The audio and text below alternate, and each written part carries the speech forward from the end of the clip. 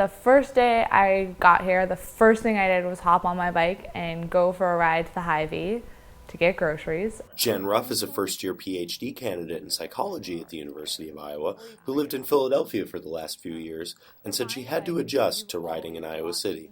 It was utterly terrifying because there are no marked bike lanes between me and the store.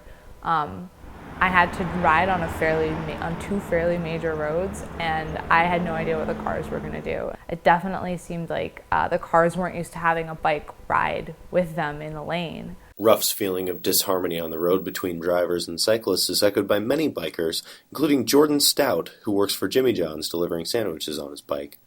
When you're on the road, it's like you versus everybody else. You always have to pay attention when you have the right of way because somebody's going to not pay attention. And they're in a giant, 1-ton piece of moving steel where yours just basically a body on like this 15-pound frame, Now, biking in Iowa City in traffic can seem a little dangerous from time to time, but don't put the brakes on just yet. City planner Chris Ackerson told me there are several key infrastructure improvements that are making sharing the road in Iowa City easier and safer. There's a buzz about Iowa City trying to become more bike friendly. If people are, interested in riding but hesitant to because of their safety concerns, they're not going to ride unless there's some sort of facility that's provided for them.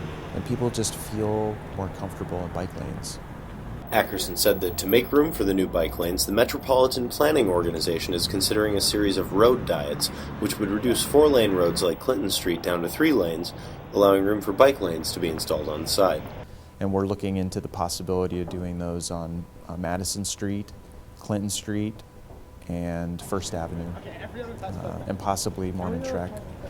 So all of those corridors, especially Madison and Clinton, will probably get a lot of use because they're on campus.